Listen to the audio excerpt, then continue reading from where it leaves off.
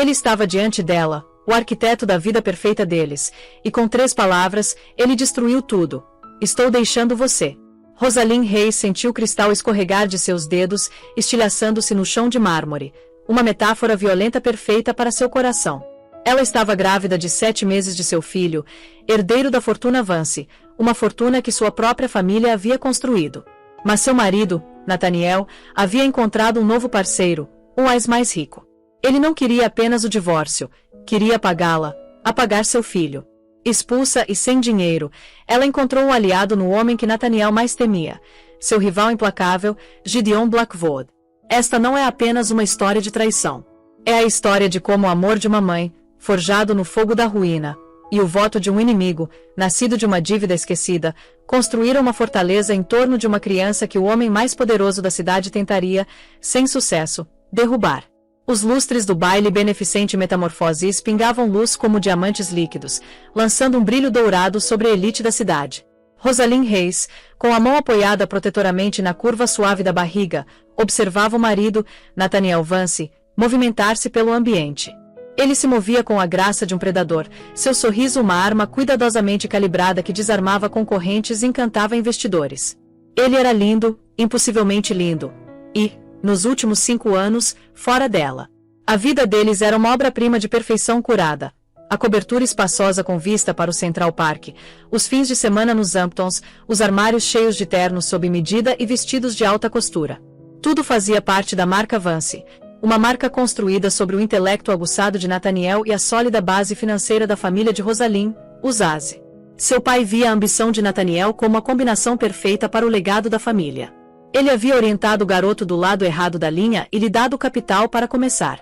Vance consolidou e lhe entregou seu tesouro mais precioso, sua filha. Sua querida radiante. Ronronou uma voz ao lado dela. Era Beatrice Albright, uma mulher cujo rosto era tão tenso quanto seu círculo social. Rosalind ofereceu um sorriso educado. É o rubor da gravidez, Beatrice. Ou pelo menos foi o que me disseram. Bem, você o veste melhor do que a maioria. Nathaniel deve estar emocionado. Um filho para dar continuidade ao nome. É sim, disse Rosalind, seu olhar encontrando novamente do outro lado do salão. Ele estava absorto em uma conversa aparentemente amigável com Conrad Croft, o notoriamente implacável magnata das telecomunicações. Ao lado de Croft estava sua filha, Bianca, uma mulher que parecia esculpida em gelo e diamantes. Ela ria de algo que Nathaniel dissera, com a cabeça ligeiramente inclinada, um corte escarlate de boca contra a pele pálida. Uma pontada de inquietação, uma sensação que se tornará muito familiar ultimamente, apertou o peito de Rosalind. Eram as madrugadas no escritório, os telefonemas abafados que ele encerrava abruptamente quando ela entrava na sala, o aroma de um perfume que não era o dela, impregnando-se levemente no paletó dele. Ele sempre tinha uma explicação plausível. O negócio estava sendo fechado. Uma crise estava sendo evitada. Você sabe como é, Rose. Para se manter no topo, você nunca consegue descansar. E ela, querendo ser a esposa que a apoiava, a parceira perfeita, aceitara isso. Ela havia empurrado suas dúvidas para os cantos escuros de sua mente, concentrando-se, em vez disso, no quarto do bebê pintado em tons suaves de azul e creme e na pequena vida que vibrava dentro dela. Seus olhos percorreram o quarto e pousaram em uma figura parada sozinha perto das portas francesas que davam para o terraço. Gideon Blackwood, o único homem em Nova York que conseguia fazer Nathaniel se encolher. Blackwood era um novato, um fantasma que emergiu das sombras do Vale do Silício 5 anos antes e vinha sistematicamente desmantelando seus concorrentes desde então. Sua rivalidade com Nathaniel era lendária em Wall Street. Enquanto Nathaniel era um charme refinado, Gideon era uma eficiência brutal. Ele não apertava mãos, ele conquistava. Ele parecia diferente das fotos da Forbes e do Wall Street Journal, mais alto, mais moreno. Uma intensidade irradiava dele que parecia sugar o ar de sua vizinhança imediata. Ele não estava sorrindo nem fazendo contatos. Estava simplesmente observando, seu olhar um holofote analítico e abrangente. Por um segundo assustador, seus olhos encontraram os dela do outro lado da sala lotada. Não havia calor neles, apenas um lampejo de algo que ela não conseguia decifrar, reconhecimento talvez, ou seria pena. Ela estremeceu e desviou o olhar, sentindo como se ele tivesse visto através de sua felicidade cuidadosamente construída, o coração ansioso batendo por baixo. Nathaniel finalmente se desvencilhou dos Croft e voltou para o lado dela, com a mão pousando na parte inferior de suas costas. Aproveitando a festa. Meu amor? É um evento adorável, disse ela, tentando manter o tom de voz leve. Você e Bianca Croft parecem ter muito que conversar. Um lampejo de irritação cruzou seu rosto antes de ser substituído por seu sorriso característico. Cora é um mal necessário, e Bianca é a guardiã dele. São apenas negócios, Rose.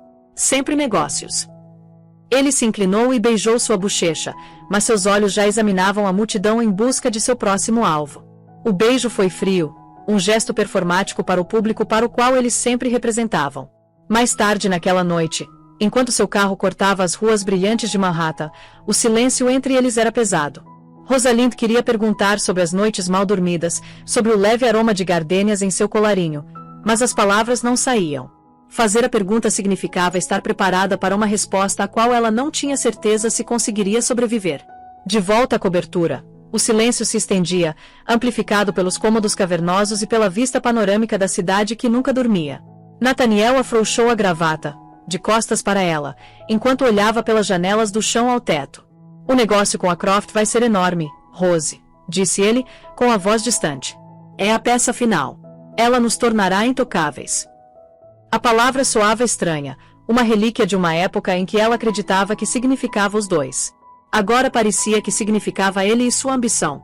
Que maravilha, Nate, ela respondeu suavemente. Ele não se virou. Preciso que você entenda o que está em jogo, o nível de comprometimento que será necessário. Sim, ela sussurrou, com a mão na barriga. Nós dois.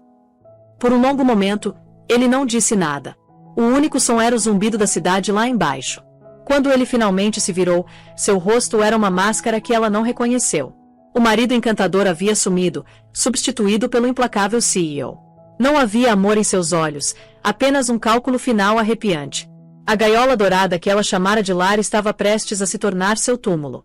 A semana seguinte passou em um borrão de normalidade forçada. Nathaniel estava mais distante do que nunca, um fantasma em sua casa opulenta. Ele se movia com um propósito silencioso e deliberado que irritava Rosalind. Ele estava orquestrando algo que ela sabia, mas ela se agarrava à esperança de que fosse apenas o acordo com a Croft, o empreendimento comercial que ele alegava ser para eles. A ilusão se desfez numa tarde de terça-feira, com o céu lá fora da cor de um hematoma opaco ameaçando chuva. Rosalind estava no quarto do bebê, dobrando cuidadosamente um suéter minúsculo de cachemir quando Nathaniel entrou. Ele não comentou sobre o quarto, sobre o mural pintado à mão de uma floresta serena que ela havia encomendado, ou sobre a pequena montanha de presentes de bebê do ostentoso chá de bebê. Ele apenas ficou parado na porta, seu terno feito sob medida parecendo absurdamente deslocado em meio à suave inocência do quarto. Precisamos conversar, disse ele. Seu tom era inexpressivo, desprovido de emoção. Era a voz que ele usava em reuniões de diretoria, pouco antes de destruir um departamento falido. Um pavor gelado a invadiu. Certo, disse ela, com a mão ainda no suéter. Há algo errado com o acordo. O acordo está ótimo. O acordo está perfeito. Ele caminhou mais para dentro do quarto, seus caros sapatos de couro silenciosos no carpete felpudo. Parou perto do berço e passou a mão na madeira lisa e polida. Tudo isso é uma complicação. Uma complicação. A voz de Rosalind era um sussurro fraco. Nate, este é o quarto do nosso filho, do nosso bebê. Ele finalmente olhou para ela, e seus olhos estavam tão cinzentos e frios quanto a tempestade que se formava lá fora. Estou te deixando, Rosalind. As palavras não foram registradas a princípio. Eram apenas sons desconectados do significado. Ela o encarou, esperando a piada, o fim da piada cruel. Mas sua expressão permaneceu inalterada, uma máscara de sombria finalidade. O quê? Estou te deixando, repetiu ele, cortando cada palavra com uma precisão brutal. Eu pedi o divórcio. Meu advogado entrará em contato com o seu. Rosalind sentiu as pernas se esvaírem e agarrou-se ao trocador para se apoiar. O quarto começou a girar. Para quem é? Bianca Croft. O nome tinha gosto de veneno em sua língua. Ele teve a decência de desviar o olhar, pousando o olhar na paisagem urbana além da janela. Bianca e eu vamos nos casar. O pai dela me tornou sócio pleno da Croft Telecom. Esta fusão não é apenas um negócio, Rosalind. É uma dinastia. A audácia daquilo, a natureza fria e transacional da traição dele a deixaram sem fôlego. Ele a estava trocando trocando a família deles por um negócio melhor. Uma dinastia. E a nossa família? E o seu filho? Sua voz falhou, as lágrimas finalmente turvando sua visão. O bebê muda as coisas, disse ele, virando-se para ela. Seu rosto estava resoluto. A família de Bianca é exigente. Um filho de um casamento anterior, especialmente o nascido tão próximo da nossa união, seria uma vergonha. Uma ponta solta. Uma ponta solta, ela gritou, o som áspero e magoado. Ele é seu filho. Ele é parte de você, e é por isso que isso precisa ser resolvido com clareza. Nathaniel continuou, com a voz baixa e conspiratória, como se estivesse discutindo uma aquisição hostil, não o destino do filho. Tenho uma proposta. Estou preparado para lhe oferecer um acordo muito generoso. Mais do que suficiente para você viver confortavelmente, para ir para um lugar novo. Recomeçar. Não quero seu dinheiro, Nathaniel. Quero meu marido. Quero um pai para meu filho. Você não está ouvindo, sibilou ele, aproximando-se um passo. A máscara de civilidade havia sumido, revelando a feiura por baixo. O acordo depende de uma coisa. Você interrompe a gravidez. O ar escapou de seus pulmões em um único suspiro irregular. O quarto se inclinou violentamente. Por um momento, ela pensou que fosse desmaiar. Ele estava pedindo que ela matasse o filho deles. Que apagasse o último resquício vivo do amor que ela pensava que eles haviam compartilhado, tudo em nome da ambição dele.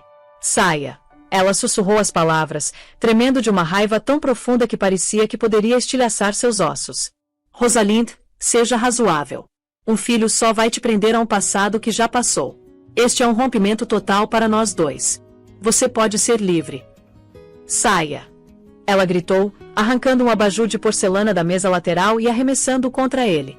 O abajur se espatifou contra a parede logo abaixo de sua cabeça, o som da cerâmica se estilhaçando ecoando a destruição no quarto e em seu coração. Ele nem se mexeu. Simplesmente alisou a gravata, sua expressão endurecendo-o em uma de absoluto desprezo. Vejo que você vai ser difícil. Eu esperava lidar com isso com dignidade. Dignidade? Você entra no berçário do nosso bebê e me pede para matá-lo pela sua carreira.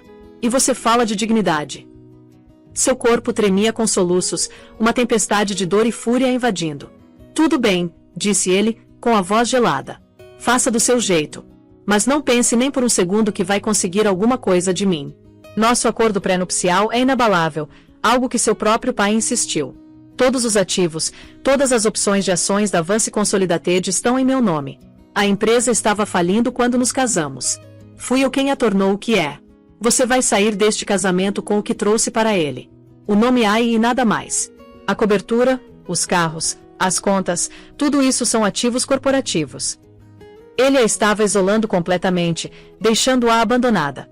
Ele havia usado o dinheiro e as conexões da família dela para construir seu império, e agora estava deixando de lado sem nada. Meu pai confiava em você, ela engasgou. Seu pai morreu, disse Nathaniel com uma determinação arrepiante. Ele fez um mau investimento. Agora estou corrigindo. Ele se virou e saiu do quarto das crianças, deixando-a sozinha em meio aos destroços do futuro deles. Ela afundou no chão, com as mãos em volta da barriga, a pequena vida inocente dentro dela, a única coisa real que restava em um mundo que acabará de ser despojado de toda a sua verdade e beleza. A chuva finalmente começou a cair lá fora, batendo nas janelas enquanto Rosalind Reis, sentada no chão de um quarto construído para um filho que agora jamais conheceria o pai, chorava. Os dias que se seguiram foram uma aula magistral de crueldade sistemática. Nathaniel, fiel à sua palavra, agiu com a eficiência rápida e impessoal de um assaltante corporativo desmantelando uma empresa. O primeiro aviso foi um e-mail da administração do prédio informando-a educadamente de que o contrato de locação corporativa da cobertura estava sendo rescindido e que ela tinha 30 dias para desocupar o imóvel. As contas bancárias conjuntas foram congeladas e depois esvaziadas. Os cartões de crédito foram recusados. O carro preto e seu motorista desapareceram. Seu mundo, antes um horizonte ilimitado de privilégios, encolheu para o tamanho de algumas caixas de papelão. Os amigos da sociedade, que a haviam brindado em seu chá de bebê, agora desviavam o olhar para os poucos lugares que ela ainda frequentava, seus sussurros a seguindo como um vento frio. Ela não era mais Rosalind Reis Vance, a elegante esposa de um titã. Ela era um escândalo, um conto de advertência, uma mulher desprezada e, pior, uma mulher que havia se tornado pobre. No mundo deles, a pobreza era o único pecado imperdoável. Ela mesma arrumou o quarto do bebê, cada roupinha e cobertor macio como uma nova punhalada em seu coração. Ela era um fantasma assombrando a casca de sua própria vida, cercada por objetos que não lhe pertenciam mais. A cidade que antes considerava seu reino agora parecia estranha e hostil. Os dias que se seguiram foram uma aula magistral de crueldade sistemática. Nathaniel, fiel à sua palavra, agiu com a eficiência rápida e impessoal de um assaltante corporativo desmantelando uma empresa. O primeiro aviso foi um e-mail da administração do prédio informando-a educadamente de que o contrato de locação corporativa da cobertura estava sendo rescindido e que ela tinha 30 dias para desocupar o imóvel. As contas bancárias conjuntas foram congeladas e depois esvaziadas. Os cartões de crédito foram recusados. O carro preto e seu motorista desapareceram. Seu mundo, antes um horizonte ilimitado de privilégios, encolheu para o tamanho de algumas caixas de papelão. Os amigos da sociedade, que a haviam brindado em seu chá de bebê, agora desviavam o olhar para os poucos lugares que ela ainda frequentava, seus sussurros a seguindo como um vento frio. Ela não era mais Rosalind Reis Vance, a elegante esposa de um titã. Ela era um escândalo, um conto de advertência, uma mulher desprezada, pior, uma mulher que havia se tornado pobre. No mundo deles, a pobreza era o único pecado imperdoável. Ela mesma arrumou o quarto do bebê, cada roupinha e cobertor macio como uma nova punhalada em seu coração. Ela era um fantasma assombrando a casca de sua própria vida, cercada por objetos que não lhe pertenciam mais. A cidade que antes considerava seu reino agora parecia estranha e hostil. Cada arranha-céu parecia zombar dela, o monumento ao poder e à riqueza que lhe haviam sido roubados. Seu advogado, um homem gentil, porém cansado, chamado Sr. Peterson, que serviu sua família por 40 anos, expôs a dura realidade. O acordo pré-nupcial é uma fortaleza, Rosalind. Seu pai ajudou a redigi-lo para proteger os bens da família caso o casamento fracasse. A ironia é que Nathaniel o distorceu. Ele argumentou com sucesso que, como absorveu a Reis Industries na Vance Consolidated e depois expandiu a empresa exponencialmente, todos os bens agora são considerados criação dele. O investimento original do seu pai é uma ninharia comparado ao valor atual da empresa. Então, não ganho nada? Ela perguntou, com a voz vazia. Ele é legalmente obrigado a pagar pensão alimentícia após o nascimento do bebê, disse o Sr. Peterson. Uma pequena misericórdia em um mar de devastação. Mas Nathaniel já está preparando o terreno para lutar pela guarda exclusiva, alegando que você é emocionalmente instável e financeiramente incapaz de cuidar de uma criança. A crueldade era de tirar o fôlego. Ele não a ajudaria, mas usaria seu desespero contra ela para roubar o filho. Com o pouco dinheiro que tinha em uma conta pessoal de antes do casamento, ela alugou um pequeno apartamento de um quarto em uma parte sombria do Brooklyn, um mundo distante das torres brilhantes de Manhattan. O ar estava pesado com o cheiro de fumaça de escapamento e comida de rua. As sirenes à noite substituíram o zumbido suave do controle de temperatura da cobertura. Foi uma queda livre humilhante e aterrorizante. Ela vendeu suas joias, peça por peça. Os brincos de diamante que Nathaniel lhe dera no primeiro aniversário deles pagaram 3 meses de aluguel. O colar de pérolas de sua avó cobriu suas primeiras consultas médicas para o bebê. Cada transação parecia que ela estava vendendo um pedaço de seu passado, de si mesma. Em uma tarde chuvosa, grávida e emocionalmente exausta, ela estava em um supermercado lotado, seus itens na esteira, uma caixa de leite, um pão, alguns ovos, vitaminas pré-natais. O total chegou a $27,42. Ela passou o cartão de débito e recusou. Uma onda de vergonha subiu-lhe pela nuca. Tentou novamente e recusou. A conta estava vazia. Ela tinha calculado mal. Senhora, perguntou a caixa, com a voz carregada de impaciência. As pessoas na fila atrás dela começaram a murmurar. Os olhos de Rosalind encheram-se de lágrimas. Ela remexeu na bolsa, com as mãos trêmulas, procurando algumas notas de $1 perdidas que sabia que não estavam lá. Foi forçada a deixar as compras no balcão, murmurando um pedido de desculpas enquanto fugia da loja, com os olhares solidários e críticos de estranhos queimando-lhe as costas. Caminhou por quarteirões na chuva, sem se importar por estar encharcada até os ossos, com a sensação de humilhação total e completa, um nó frio e duro no estômago. Ia trazer uma criança a este mundo e não tinha dinheiro nem para comprar leite. Naquela noite, sentou-se no escuro em seu pequeno e desconhecido apartamento, com os sons da cidade como um rugido opressivo. O aviso de despejo da cobertura chegará naquela manhã, um documento oficial frio marcando o fim definitivo de sua antiga vida. Ela estava completamente sozinha, despojada de sua identidade, segurança e dignidade. Ela havia chegado ao fundo do poço. A queda era completa. Ela segurava a barriga, os chutes suaves do bebê, um lembrete da única coisa que Nathaniel não podia tirar dela. Ele era tudo o que lhe restava. Enquanto o desespero ameaçava engoli-la por inteiro, ela fez uma promessa silenciosa ao filho que ainda não conhecera. Não vou deixar que ele nos separe. Vou encontrar um jeito. Mas, enquanto olhava para a janela manchada de chuva pela primeira vez na vida, não fazia ideia de como.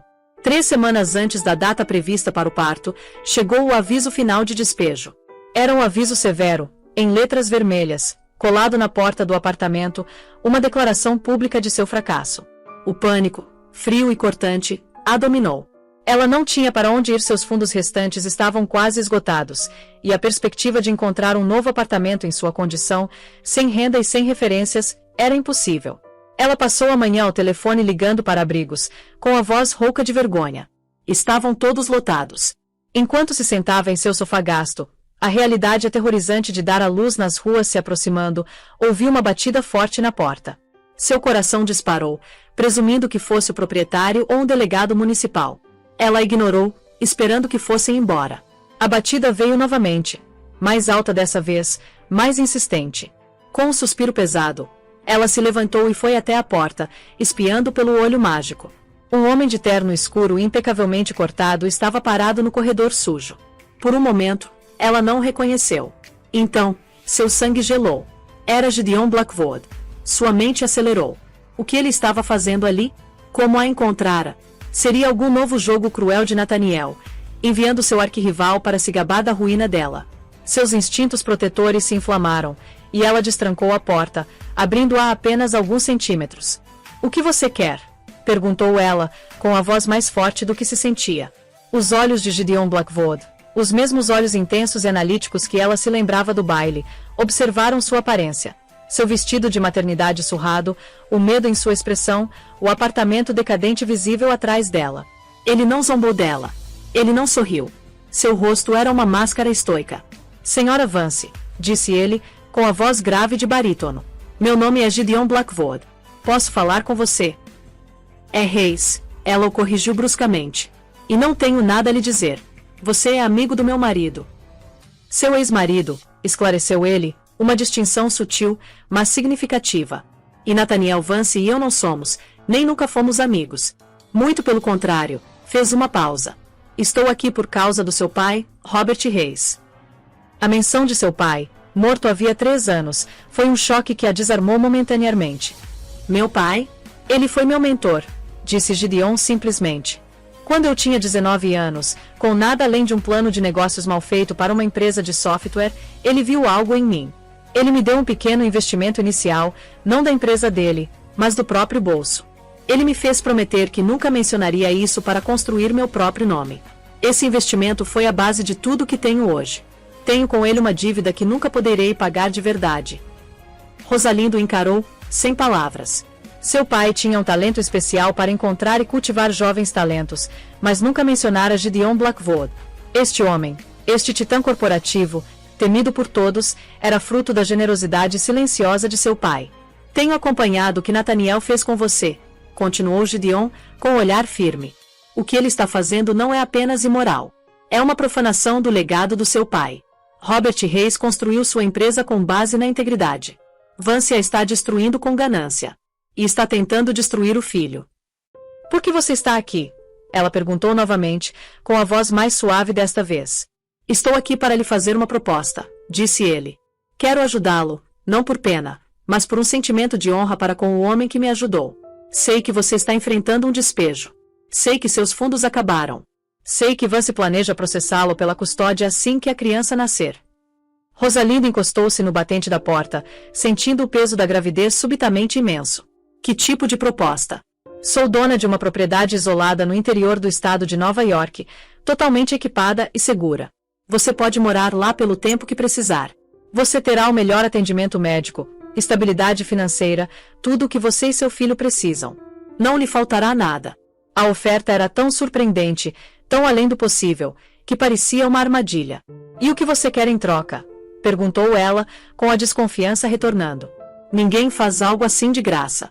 A expressão de Gideon permaneceu indecifrável. A maior fraqueza de Vance sempre foi o orgulho. Ele vê o filho não como um ser humano, mas como um bem, uma continuação de sua dinastia. Ele abandonou o filho por um negócio. Mas no momento em que a criança nasce, seu ego exigirá que ele a possua. Ele tentará tirá-la de você. Ele deu um passo à frente, sua presença preenchendo a porta apertada. Minha proposta é a seguinte: darei a você todos os recursos necessários para proteger seu filho. Em troca, você me permite ajudá-lo a criá-lo. Deixe-me proporcionar a ele a segurança e o futuro que seu pai lhe roubou. Deixe-me ser um baluarte entre sua família e Nathaniel Vance. Você quer criar meu filho? Gaguejou ela, horrorizada e confusa. Quero protegê-lo, corrigiu Gideon. E, ao fazer isso, quero garantir que Nathaniel Vance jamais possa reivindicar o legado do homem que traiu. O neto de Robert Hayes não será criado por um homem assim. Eu não permitirei isso. Era um pacto estranho, quase feudal, um acordo nascido de honra, vingança e do fantasma de um homem que ambos admiravam. Rosalind olhou para aquele homem poderoso e enigmático e não viu uma ameaça, mas uma potencial tábua de salvação. Ele estava oferecendo a ela e ao seu filho ainda não nascido um santuário. A alternativa era a rua. Ela pensou na fria humilhação do supermercado, nas letras vermelhas condenatórias do aviso de despejo e nas palavras arrepiantes de Nathaniel no quarto das crianças. Ela havia prometido ao filho que daria um jeito. Talvez fosse isso. Uma maneira perigosa, pouco ortodoxa e desesperada. Terá que haver condições, disse ela, testando-o, enquanto sua mente lentamente voltava a funcionar. Meu filho terá meu nome, Hayes, e eu serei sua mãe, sua única mãe. Você é uma guardiã, uma benfeitora, nada mais. Gideon assentiu, aceitando seus termos sem hesitar. Claro, ele é seu filho. Estou apenas oferecendo minha proteção. Rosalind respirou fundo, uma inspiração trêmula e trêmula. Ela estava fazendo um acordo com o maior inimigo do marido, confiando seu futuro e o futuro do filho a um homem que mal conhecia. Era um salto de fé em um abismo escuro. Mas era melhor do que a ruína certa que a aguardava. Tudo bem, Sr. Blackwood, disse ela, encontrando seu olhar intenso. Fechado.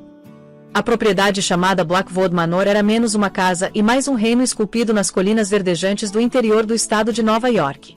Uma longa e sinuosa entrada ladeada por carvalhos centenários levava a uma imponente mansão de pedra cinza com vista para um lago particular. Era uma fortaleza de tranquilidade e riqueza, um mundo distante da sujeira e do desespero de seu apartamento no Brooklyn. Gideon cumpriu sua palavra. Era uma presença discreta e respeitosa. Instalou-a em um belo conjunto de quartos com vista para os jardins, providenciou uma equipe dos melhores médicos pré-natais para fazer visitas domiciliares e garantiu que ela tivesse tudo o que pudesse precisar. Sua equipe era profissional e gentil, liderada por uma governanta calorosa, mas prática, chamada Sra. Gable. Pela primeira vez em meses, Rosalind conseguiu respirar. Ela estava segura. Gideon trabalhava principalmente em um grande escritório forrado de livros no térreo, e suas interações eram inicialmente formais. Ocasionalmente, compartilhavam um jantar tranquilo, durante o qual ele lhe contava histórias sobre seu pai em seus primeiros dias, histórias de sua perspicácia para os negócios, seu humor surpreendente e sua crença inabalável nas pessoas. Através de Gideon, Rosalind sentiu uma conexão com o pai de quem sentia tanta falta e começou a enxergar o homem por trás daquela reputação corporativa implacável. Ela via um homem de profunda lealdade, movido por um rígido código de honra pessoal. À medida que a data do parto se aproximava, uma estranha e silenciosa companhia cresceu entre eles. Ele a encontrava na biblioteca e, sem dizer uma palavra, lhe entregava uma xícara de chá descafeinado. Ela deixava a seção de negócios do jornal em sua mesa, aberta em um artigo que ela achava que ele acharia interessante. Raramente falavam de Nathaniel, mas sua presença pairava no ar como um veneno, a razão silenciosa para sua bizarra aliança. Na noite em que ela entrou em trabalho de parto, uma forte tempestade rugia lá fora, espelhando o belo caos do parto. Foi Gideon quem a encontrou respirando em meio a uma contração no corredor. Sua compostura era absoluta. Ele a ajudou a chegar ao carro que o esperava, já ligado, e falou com ela com uma voz calma e firme durante o trajeto até a ala particular do hospital que havia reservado. Ele nunca saiu da sala de espera. Oliver Hayes nasceu assim que o sol começou a nascer, após a tempestade ter passado. Ele era pequeno e perfeito, com um tufo de cabelo escuro e os olhos azuis profundos de sua mãe. Quando a enfermeira o levou até Rosalind, seu coração se expandiu com um amor tão intenso e abrangente que eclipsou toda a dor e a traição do ano anterior. Ele era dela. Ele era a razão de tudo. Mais tarde naquele dia, ela permitiu que Gideon o visse. Ele estava parado na porta do quarto dela no hospital, parecendo hesitante pela primeira vez desde que ela o conhecera. Parecia deslocado, um titã da diligência, humilhado pela visão de um bebê minúsculo dormindo. Entre, Gideon, disse ela suavemente. Ele se aproximou lentamente do berço, o olhar fixo no bebê. Olhou para Oliver, suas feições severas suavizando-se em uma expressão de admiração e algo mais, algo próximo à reverência. Ele se parece com você, disse Gideon, em voz baixa. Ele tem os meus olhos, concordou Rosalind. Mas essa carranca é só dele. Gideon estendeu um único dedo e acariciou delicadamente a bochecha do bebê. Oliver se mexeu, mas não acordou. Naquele pequeno gesto silencioso, Rosalind viu a verdade de sua promessa. Não se tratava apenas de vingança contra Nathaniel ou de uma dívida com seu pai. Aquele homem poderoso e solitário estava cativado.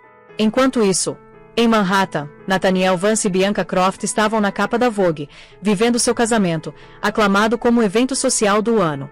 As fotos os mostravam em seu apartamento estéril e repleto de arte, sorrindo para as câmeras, o casal perfeito para o poder. A matéria mencionava seus planos para o futuro da dinastia Vance Croft. Não havia menção a um filho. Nathaniel soube do nascimento por meio de um investigador particular que contratara para rastrear Rosalind. A notícia caiu como um baque em seu peito. Um filho. Ele tinha um filho. Viu as fotos que o investigador particular havia tirado à distância. Rosalind saindo do hospital, com aparência cansada, mas radiante, e Gideon Blackwood, seu inimigo jurado, carregando a cadeirinha do bebê com ar de posse.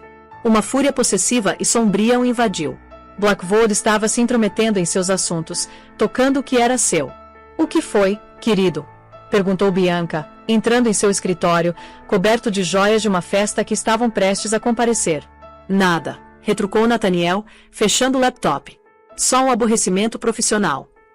Mas não era apenas um aborrecimento. Era uma semente de obsessão.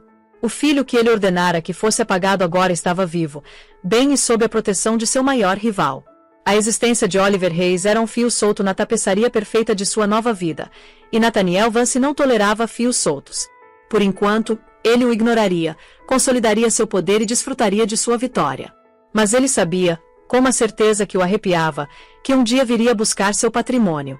De volta à serenidade silenciosa da mansão Blackwood, Rosalind observou Gideon segurar Oliver pela primeira vez, suas mãos grandes e capazes surpreendentemente gentis. Uma nova vida havia começado, não a que ela planejara, mas uma forjada das cinzas da antiga. Uma vida construída sobre uma estranha base de honra, gratidão e amor compartilhado pelo garotinho que dormia pacificamente, alheio à tempestade que precedera sua chegada, ou a que se formava no horizonte. Os 6 anos seguintes se passaram em uma quietude idílica que parecia ao mesmo tempo preciosa e precária. A mansão Blackwood tornou-se um santuário, um mundo em si mesmo, onde Oliver Hayes podia crescer protegido da identidade de seu pai biológico. Para Oliver, o lar era a extensa propriedade com seus jardins secretos e o lago cintilante. A família era sua mãe, Rosalind, e o homem alto e quieto que ele chamava de Gideon, que com o tempo se tornou pai sem dificuldades. A transformação de Gideon foi sutil, mas profunda. O empresário frio e calculista ainda estava lá, administrando seu império global de seu escritório com uma eficiência implacável. Mas, no momento em que saiu daquela sala, tornou-se o pai de Oliver em todos os sentidos. Ensinou o menino a atirar pedras sobre o lago, e suas risadas compartilhadas ecoaram no ar fresco do outono. Sentava-se em uma cadeira minúscula a uma mesa minúscula para chás imaginários, seu corpo grande comicamente deslocado. Uma expressão séria no rosto enquanto perguntava sobre a saúde do ursinho de pelúcia de Oliver, Sir Reginald. Lia histórias para dormir, seu barítono grave dando voz a dragões e cavaleiros, seu dedo traçando as palavras para o garotinho aninhado ao seu lado. Nunca se excedeu. Sempre se submeteu a Rosalind nas principais decisões parentais, mas sua devoção era absoluta. Estava lá para cada joelho ralado, cada noite febril, cada desenho triunfante rabiscado a giz de cera que lhe era apresentado como uma obra-prima. Era a rocha firme e inabalável contra a qual sua pequena família foi construída. Rosalind também floresceu. Com o incentivo e o apoio financeiro de Gideon, ela retornou ao seu primeiro amor, a arquitetura paisagística. Abriu um pequeno escritório boutique, trabalhando em um estúdio de design que Gideon havia construído para ela em uma das antigas cocheiras da mansão. Seu talento, antes um mero hobby, floresceu em um negócio de sucesso. Ela recuperou sua independência e sua identidade não como a esposa descartada de Nathaniel Vance, mas como Rosalind Hayes, uma designer respeitada e mãe amorosa. O vínculo tranquilo entre ela e Gideon se aprofundou em uma amizade profunda e confiante, uma parceria no verdadeiro sentido da palavra. A questão do romance nunca surgiu. O propósito em comum deles, Oliver, era sagrado demais para ser complicado. Em Nova York, a vida de Nathaniel Vance era um espelho da deles, exteriormente perfeita, interiormente vazia. A fusão com a Croft Telecom o tornará espetacularmente rico e poderoso, um rei na selva de concreto. Ele e Bianca eram figuras importantes na cena social, suas vidas uma brilhante performance de felicidade conjugal. Mas, por trás das portas fechadas da cobertura minimalista, o silêncio era ensurdecedor. O casamento deles era um contrato comercial e tinha uma cláusula gritante e não cumprida. Após anos de tentativas, tratamentos invasivos e decepções silenciosas, os médicos deram o veredito final. Bianca não conseguia engravidar. A notícia abalou as verdades frágeis do relacionamento, expondo o cerne da transação. Cora Croft começou a olhar para o genro com uma decepção evidente. Uma dinastia precisava de um sucessor. Foi então que os pensamentos de Nathaniel começaram a divagar, fixando-se no filho que havia abandonado. A ponta solta agora era um menino de 6 anos. Sua obsessão começou pequena. Ele pagava ao seu investigador particular uma quantia exorbitante de dinheiro por atualizações. Primeiro vinham os relatórios, depois as fotografias. Ele as observava por horas na calada da noite, com um copo de uísque escocês caro na mão. Lá estava Oliver em um pônei, Gideon à frente, um sorriso raro e genuíno no rosto do homem. Lá estava Oliver em um balanço, sua mãe o empurrando, o rosto iluminado de alegria. Lá estava Oliver em uma peça da escola, vestido de árvore, com Gideon e Rosalind sentados na primeira fila, parecendo para todos como uma família orgulhosa e normal. E em cada foto, ele via um fantasma de si mesmo.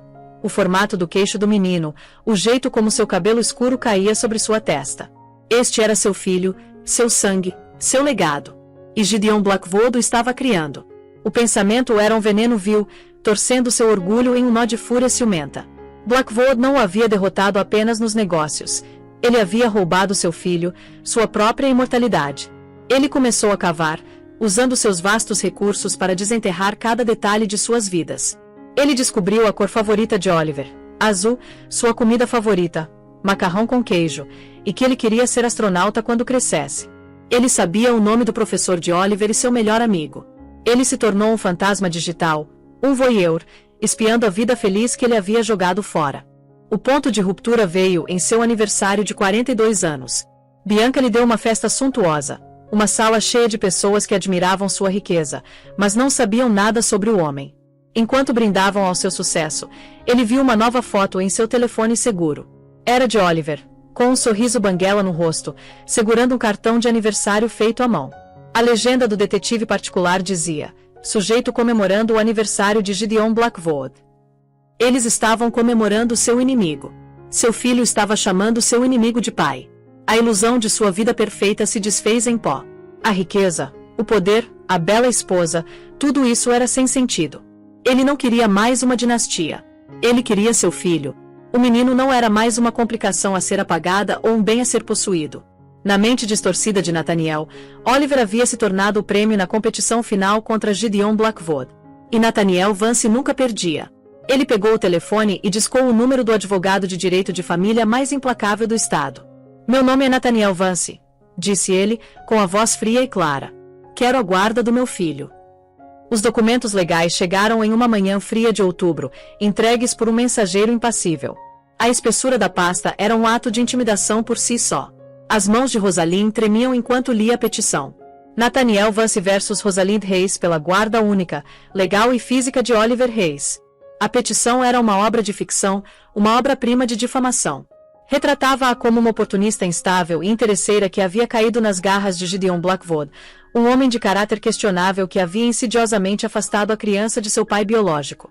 Retratava Nathaniel como pai enlutado que, após um período de turbulência emocional após o divórcio amargo, estava agora financeira e emocionalmente preparado para proporcionar ao filho o lar estável e amoroso que ele merecia. Estava repleta de mentiras, meias-verdades e inversões cruéis da realidade. Gideon leu por cima do ombro dela, com o rosto endurecido como granito. Ele não está vindo só atrás do Oliver, disse ele, com a voz rouca. Ele está vindo atrás de tudo.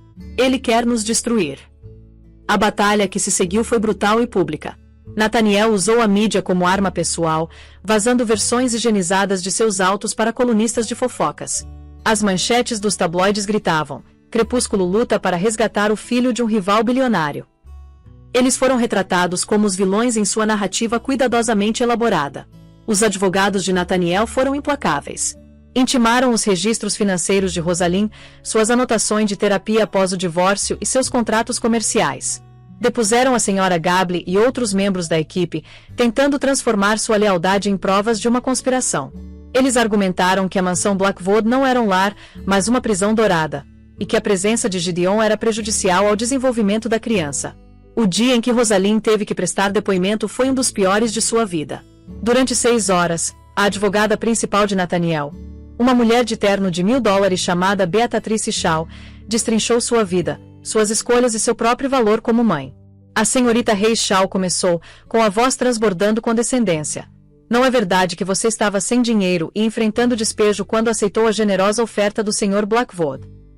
Eu estava em uma situação difícil porque meu ex-marido me cortou ilegalmente todos os bens conjugais, rebateu Rosalind, com a voz firme apesar das batidas furiosas do coração.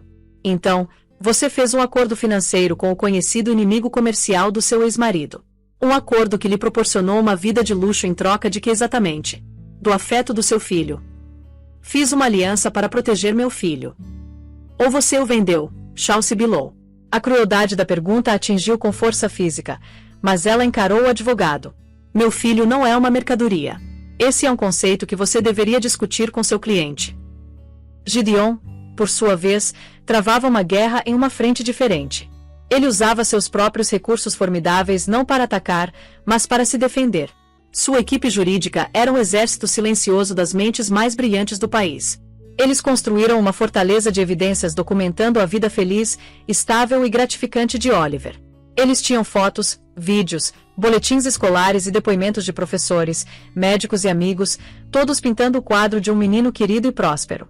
O clímax chegou no silêncio estéril e revestido de madeira de uma audiência de custódia a portas fechadas. Nathaniel estava lá, parecendo poderoso e confiante em um terno escuro, com Bianca, uma estátua silenciosa e ansiosa ao lado dele. Ele subiu ao banco das testemunhas e teve uma atuação impecável, falando de seu profundo arrependimento e de seu profundo e duradouro amor pelo filho que nunca conhecera. Então foi a vez de Gideon ser interrogado. Beatrice Shaw o cercou como um predador. Sr. Blackwood, o senhor não é o pai desta criança. O senhor não tem nenhum direito biológico, nenhum direito legal. O que o senhor representa exatamente para Oliver Hayes? Gideon não olhou para o advogado, mas para o juiz. Sua voz, ao falar, era calma e clara, isenta da raiva que tentavam provocar. Eu sou o homem que segura a mão dele quando ele tem medo do escuro. Sou aquele que torce mais alto nos seus jogos de futebol. Sou aquele que explica por que o céu é azul e que ouve suas piadas de toque-toque mesmo quando já sei a piada. Você tem razão. Não tenho nenhuma reivindicação biológica. Minha reivindicação está escrita nos 6 anos de histórias para dormir, joelhos enfaixados e amor incondicional. Sou o pai dele em todos os sentidos que importam. Sou o pai dele. O golpe final, no entanto, veio de uma fonte inesperada. Os advogados de Gideon chamaram Bianca Croft Vance para depor. A equipe de Nathaniel se opôs veementemente, mas o juiz permitiu. Bianca estava pálida e sua compostura frágil. O advogado de Gideon, um homem calmo e metódico, abordou-a gentilmente. Assim como a senhora Croft Vance, em sua petição, seu marido declara seu desejo de proporcionar um lar estável com 2 pais para seu filho. Você compartilha esse desejo? Bianca hesitou, seus olhos se voltando para Nathaniel, que a olhou com pura ameaça. Ela respirou fundo, trêmula. Eu sim, ela sussurrou. E você acha que pode proporcionar essa estabilidade, dadas as circunstâncias do seu casamento? Sim. O advogado fez uma pausa e colocou um arquivo no banco das testemunhas. Então, você poderia, por favor, explicar ao tribunal os documentos que tenho diante de mim? Os assinados por você e seu marido, contratando uma das principais agências de barriga de aluguel do país, datados de uma semana depois que você soube que o Sr. Vance tinha um filho biológico. O tribunal ficou em silêncio. Nathaniel ficou rígido. Meritíssimo, continuou o advogado, o Sr. Vance não estava procurando um filho. Ele estava procurando um herdeiro. Quando ficou claro que sua esposa não poderia lhe dar um, ele se voltou para o filho que antes havia descartado como uma ponta solta. Não se trata de amor. Trata-se de aquisição. Bianca olhou para os documentos, depois para o marido, e algo dentro dela se rompeu. Os anos de negligência emocional, de ser um peão em suas ambições dinásticas, tudo chegou ao ápice. Ele me disse, ela disse, com a voz trêmula, mas encontrando uma nova força. Ele me disse que a criança era um erro. Ele me disse que Rosalind não era adequada. Quando descobriu que ela estava sob a proteção de Gideon, ficou obcecado. Disse que era a última peça de sua coleção, que ele teria tudo o que Blackwood sempre quis. Estava acabado. A mentira foi exposta. A narrativa cuidadosamente construída por Nathaniel sobre o pai arrependido estava em ruínas, revelando a ambição fria e gananciosa por trás. A decisão do juiz foi rápida e contundente, concedendo a Rosalinda guarda exclusiva e emitindo uma ordem de restrição permanente contra Nathaniel. Seus direitos de visita foram suspensos por tempo indeterminado. Ele havia perdido. Ao saírem do tribunal, piscando sob a luz repentina do sol, Rosalind viu Nathaniel parado ao lado de seu carro. Ele parecia diminuído, seu poder arrancado, deixando apenas uma casca oca de um homem. Seus olhares se encontraram por um instante, e ela não sentiu nada. Nem ódio, nem raiva, nem mesmo pena. Ele era simplesmente um estranho, um fantasma de uma vida que não era mais a dela. Gideon passou um braço protetor em volta do ombro dela e eles se afastaram, deixando Nathaniel entregue à ruína que ele mesmo havia criado. Mais tarde naquela noite, de volta à mansão, eles colocaram Oliver na cama. Pai, murmurou Oliver sonolento, você ganhou sua reunião importante hoje. Gideon afastou o cabelo da testa de Oliver. Sim, filho, disse ele, com a voz carregada de emoção. Nós ganhamos. Ele e Rosalind ficaram parados no corredor por um momento, a paz silenciosa da casa os envolvendo. Ela estendeu a mão e segurou a dele. Não era um gesto de romance, mas de algo mais profundo. Parceria, gratidão e um vínculo inquebrável compartilhado. Eles enfrentaram a tempestade juntos e emergiram na calmaria. Eram uma família não de sangue, mas de escolha. E na fortaleza silenciosa da mansão Blackwood, eles finalmente estavam em casa. E assim o império construído sobre mentiras ruiu, e a família construída sobre o amor permaneceu mais forte do que nunca. Nathaniel Vance aprendeu a lição mais difícil de todas, que uma criança não é uma posse a ser reivindicada, e uma família não pode ser conquistada por meio de uma aquisição hostil. Rosalind, Gideon e Oliver provaram que os laços mais verdadeiros não são forjados pelo sangue, mas pela escolha, pelo sacrifício e pela presença constante todos os dias. A história deles é um poderoso lembrete de que, mesmo diante da mais cruel traição, novos começos são possíveis. E, às vezes, o maior protetor vem do lugar mais inesperado. O que você achou da jornada de Rosalind e do ato supremo de lealdade de Gideon? Conte para a gente nos comentários abaixo. Se essa história de resiliência e amor inesperado te emocionou, curta este vídeo. Compartilhe com alguém que ama uma história de justiça. E não se esqueça de se inscrever no nosso canal para mais dramas da vida real que vão te prender na ponta da cadeira. Obrigada por assistir.